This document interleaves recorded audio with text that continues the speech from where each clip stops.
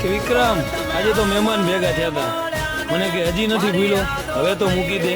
મેં કીધું ચા પીતા જો જીભ બળી જાય ને તો એ ચા નથી મૂકતો, તો તે તો ગાંડી હૈયું બાળ્યું છે, એમ થોડો મૂકી દઉં.